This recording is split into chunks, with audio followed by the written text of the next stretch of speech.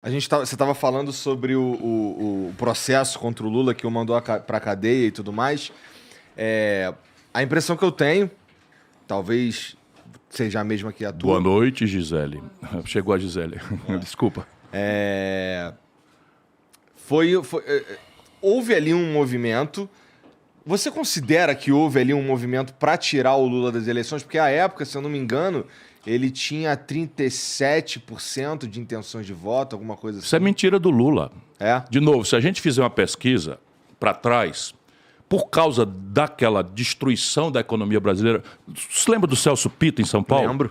Então o Maluf saiu popularíssimo e resolveu botar um cara desconhecido de fora de São Paulo para ser o prefeito, para ele ser o chefão do prefeito. Sim. E tal. Se elegeu e arrebentou São Paulo.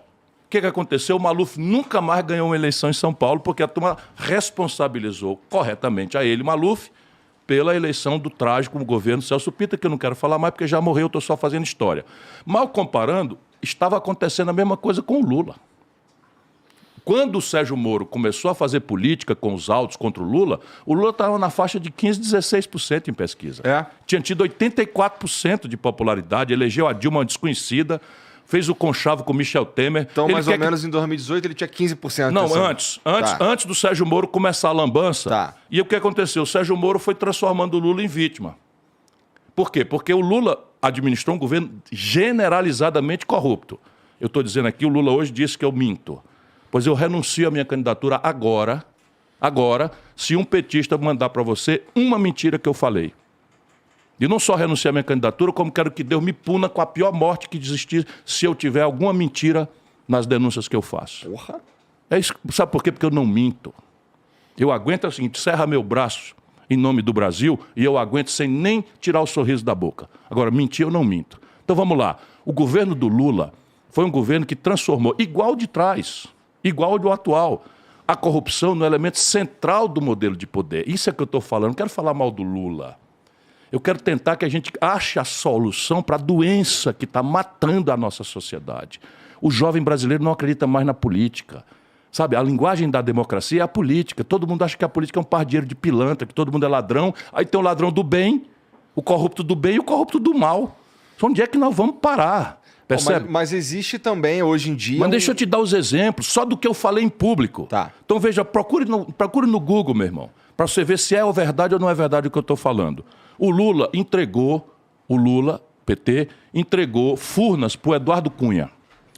Eu fui a ele e disse, não faça isso, o Eduardo Cunha é um grande corrupto e com Furnas na mão vai roubar e vai comprar a maioria da Câmara e virar presidente da Câmara. Ele disse, esse filho dá, que o Lula gosta de um palavrão e tal... Não vou dar. No dia seguinte eu soube pelos jornais que deu. Aí eu, pumba, denuncio. O Eduardo Cunha, pumba, me processa. Não me processa por calúnia, não. Me processa por dano moral, porque eu chamei de corrupto. Percebe? Lula deu Furnas contra a palavra que tinha dado a mim de que não daria. O Lula entregou a Transpetro, um camarada chamado Sérgio Machado, para roubar para o Renan Calheiros e para o Romero Jucá. Sérgio Machado, Transpetro. O Lula entregou ao Gedel Vieira Lima, lembra daquelas malas de 51 milhões de reais? 51 milhões de reais nas malas. Cadê esse dinheiro? Cadê esse dinheiro? A Polícia Federal apropriou-se de volta, não sei se já devolveu para o governo, mas foi expropriado. O que eu estou querendo dizer, de novo, o Lula deu o Ministério da Integração Nacional, o Projeto São Francisco, o ministério que eu ocupei para o Gedel roubar. Depois a Dilma deu a vice-presidência da Caixa Econômica para o Gedel. Sim, mas está falando mal do Lula? Não, meu irmão, sabe com quem que o Lula está hoje na Bahia? Com o mesmo Gedel Vieira Lima. Sabe com quem ele está hoje em Alagoas? Com o mesmo Renan Calheiros. O Lula deu R$1 bilhão de contrato sem licitação para o cidadão chamado Eunício Oliveira, que foi presidente do Senado, líder do MDB, que liderou o golpe contra a Dilma. O Lula deu esse R$1 bilhão, o nome da empresa é Manchester, e sabe com quem que o Lula está hoje no Ceará, numa aliança com o PT do Ceará? Com este mesmo ladrão. E assim, é o ladrão do bem. Porque se a gente denuncia isso, parece assim que eu estou fazendo o serviço do Bolsonaro. Ora, o Bolsonaro é uma tragédia, mas ele não desceu de Marte. Bolsonaro é um corrupto. Quem disse isso a vida inteira fui eu, mas ele não desceu de Marte, ele não caiu de paraquedas na presidência da República. Por quê que o nosso povo, 70% do povo amado do Brasil, o povo amado, o meu povo, votou no Bolsonaro aqui em São Paulo? Sabe, quase 70% no Rio.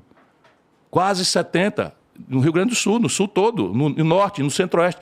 Então o nosso povo todo virou gado, nosso povo todo virou fascista, não, nosso povo voltou revoltado. Te lembra disso, meu irmão? Voltou revoltado com a devastadora crise econômica e com a generalizada corrupção que o Lula patrocinou lá e com quem está agarrado hoje. E não aprendeu absolutamente nada, Igor. E aí ficam zangados comigo. Ficam muito zangados comigo, como se eu não tivesse direito de me apresentar no debate, porque eu não sou ladrão. Agora, só o que faltava, eu sou obrigado a escolher qual é o meu ladrão do bem. Não conte comigo para isso. Se você quiser ensinar para o seu filho que roubar compensa, não vote em mim.